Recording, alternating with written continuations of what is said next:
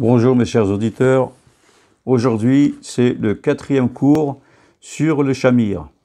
Je rappelle qu'est-ce que c'est le chamir. Le chamir c'est un insecte, c'est un ver très petit qui fait à peu près la longueur d'une graine d'orge, c'est-à-dire à peu près 9 mm. Il suffisait qu'on le mettait au-dessus d'un trait qui était tracé sur une pierre pour que la pierre se fondait en deux. Il est comparé comme un rayon laser. Il pouvait fondre des choses très dures, même des pierres très précieuses qui étaient très très dures. Il avait cette capacité-là. Donc pour ça, dans le cours numéro 3, on voit comment le roi Shlomo a dépêché Benaïou ben Yehoïada pour trouver le roi des démons, qui lui-même va dire au roi Shlomo où se trouve l'endroit de l'oiseau qui a été nommé pour garder le chamir. Alors, il dit comme ça, le roi des démons, il dit, c'est pas moi qui en ai la garde, mais le prince de la mer a remis à un oiseau qui s'appelle le Tarnegol ou le Dochifat, je vais vous dire après qu'est-ce que c'est, la responsabilité de garder le ver, le chamir, et de ne pas le donner à personne et spécialement aux hommes. Parce que ce ver-là, si on l'utilise pour des mauvaises choses, on peut faire beaucoup de destruction. Donc il ne voulait pas que les hommes possèdent le chamir et qu'ils s'amusent à se faire mal, à se détruire les uns les autres. L'oiseau a juré au prince de la mer qu'il le garderait et qu'il lui rendra. Alors bien sûr, quand je vous raconte le prince de la mer, ça fait sourire, ça rappelle la mythologie grecque, Neptune, le roi de la mer, Apollon, le soleil. Bon, il faut dire qu'il y a un petit peu de vrai dans la mythologie grecque, c'est que Akadosh Baruch Hu a nommé des mémonimes, des princes, des anges, pour chaque chose du monde. Ainsi, il y a un ange qui fait tourner la terre, un ange qui fait déplacer le soleil. Pour la mer aussi, il y a un ange. Pour chaque côté de la mer, il y a des sous-anges qui sont responsables de chaque chose, des rivières, etc. Donc, c'est pas quelque chose qui contredit la religion juive.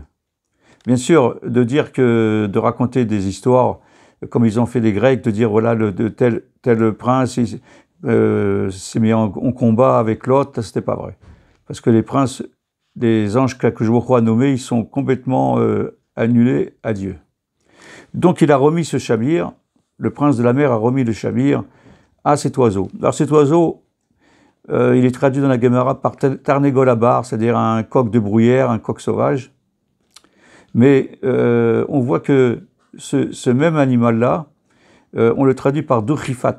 Dochifat, c'est dans la paracha Ré, on le voit. Pourquoi on dit Dochifat? Parce qu'il avait 2 kippotes.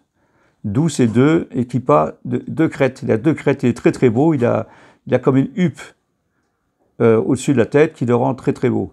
Et la traduction moderne de Dochifat, c'est la huppe. La huppe, ça s'écrit H-U-2-P-E. C'est un oiseau qui est très très beau, qui a quelque chose au-dessus de la tête, de très belles plumes au-dessus de la tête. Donc c'était lui qui était responsable du chamir. Et le roi Shlomo a demandé au prince des démons, mais qu'est-ce qu'il fait en attendant avec le chamir? Il dit voilà, comme il vit dans des régions incultes, dans les déserts, il prend des fois le ver et il le lâche sur une montagne, et la montagne se fend. Elle est comme sciée. C'est-à-dire, elle s'ouvre, et lui, il jette, l'oiseau jette des graines dans les interstices que le chamir a creusés, et aussitôt, quelques temps plus tard, poussent des arbres, etc. Ce qui fait que la région, elle devient agréable. Donc, on appelle cet oiseau aussi Nagar Toura. C'est-à-dire, le scieur, Nagar, c'est du mot menuisier. Ici, ça veut dire Nagar Toura, en araméen, c'est-à-dire le scieur des arbres. En effet, ils fendaient le scieur plutôt des montagnes, Toura. C'est-à-dire, ils fendaient les montagnes et jetaient ses graines pour faire ensuite sortir des très belles plantes et des arbres. Donc, aussitôt, le roi Shlomo dépêche des personnes pour capturer le shamir. Bien sûr, le roi des démons a indiqué exactement où se trouvait la montagne, à quelle région, etc. Là, on ne voit pas que Benayoub ben Yoada a été envoyé, on voit seulement que c'était d'autres personnes qui ont été envoyées. Donc, ils ont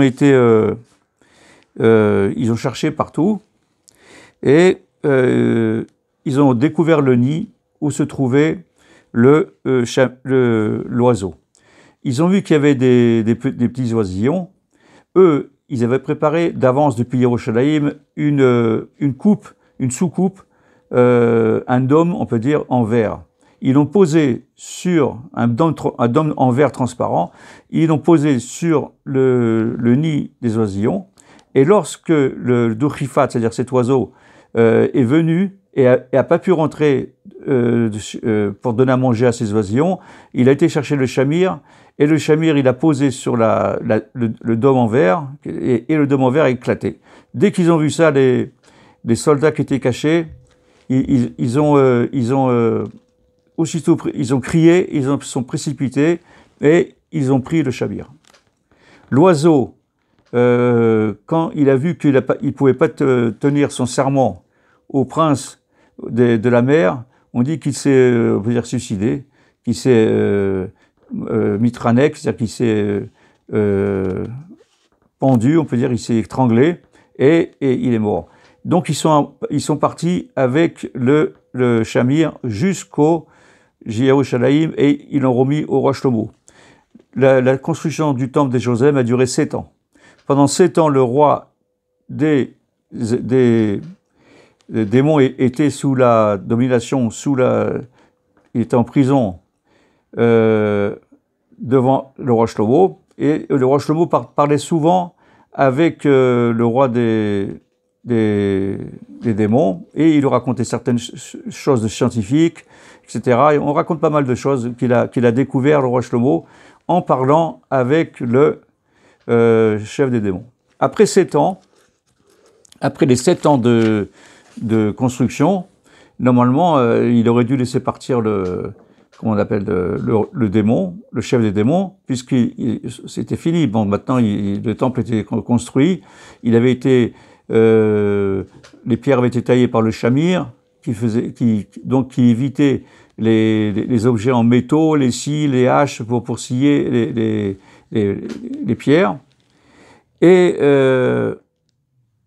ensuite, on voit que Benayoub ben Yoada, qui était aussi là-bas, qui était à Yerushalayim, quand il se trouvait avec le chef des démons, il a posé quelques questions. Est-ce que vous vous rappelez, ceux qui ont vu le 4e cours, le 3e cours, ont vu comment Benayoub ben Yoada a amené le chef des démons jusqu'à Jérusalem, et on a vu qu'il y a eu plusieurs choses qui sont passées dans le voyage. Alors il n'avait pas compris, Benayoub ben Yoada, la raison du comportement du chef des démons, et maintenant il lui demande, alors qu'il se trouve à Jérusalem. Il a dit comme ça, il a dit, pourquoi Benayoub ben Yoada a demandé, pourquoi quand tu as vu l'aveugle, tu l'as conduit dans le bon chemin? Parce qu'il pose ces questions parce que ce n'est pas l'habitude d'un chef de démon d'être gentil. En général, on appelle ça des mazikim, ce sont des gens qui font des dommages aux autres. Il a dit, le chef des démons a dit, on m'a montré dans le ciel que cet aveugle était un juste parfait, c'est-à-dire un tzadik gamour, et que celui qui lui viendrait en aide aurait la part au monde futur. Donc, il a aidé. Donc, il a aidé pour son intérêt. Ensuite, Benayoub ben Yoada, il pose une deuxième question. Il a dit, mais pourquoi tu as fait la même chose pour l'ivrogne? Il y avait quelqu'un qui était ivrogne et tu l'as mis dans le bon chemin. Alors, il a dit comme ça, le chef des démons a dit, on m'a averti du ciel que c'était un homme méchant complet. Il a dit, et je lui ai fait cette faveur de lui montrer le chemin pour qu'il jouisse de ce monde-ci et pas qu'il jouisse du monde d'en haut. Donc ensuite, Ben Yehuda lui a posé une troisième question. Pourquoi as-tu pleuré en voyant passer le cortège de noces des mariés? Il a dit, parce que j'ai vu que le jeune marié allait mourir 30 jours après la choupa, et que la jeune mariée, à cause de la mort de son khatan, de son fiancé, allait attendre encore 13 ans que le petit frère qui venait de naître pendant la choupa allait grandir et qu'il puisse lui donner la khalitsa. Vous connaissez on appelle ça en français le livira, en hébreu on appelle ça le yiboum. Lorsque une femme est mariée avec un homme et qu'ils n'ont pas d'enfant, la Torah exige que le frère du mari qui est mort, il se marie avec sa belle-sœur. Ou alors qu'il lui donne la khalitsa, c'est-à-dire qu'il divorce, une sorte de divorce. Et il y a une chose qui était grave, c'est que le frère, il est né pendant la choupa. Donc, pour qu'un homme puisse donner le yiboum ou la khalitsa à sa belle-sœur, il faut qu'il ait 13 ans, il faut qu'il soit majeur. Donc, cette femme-là ne pouvait pas se marier, en plus de la douleur d'avoir perdu son khatan, elle ne pouvait pas se marier tant que son jeune beau-frère qui était bébé soit assez adulte, c'est-à-dire qu'il ait 13 ans, pour lui donner on appelle ça la khalitsa, le divorce. Donc je ne veux pas aller plus que 10 minutes, donc je vous raconterai très prochainement, ne vous en faites pas, la suite de cette histoire merveilleuse du Shamir. En attendant, je vous souhaite une très bonne santé et à bientôt.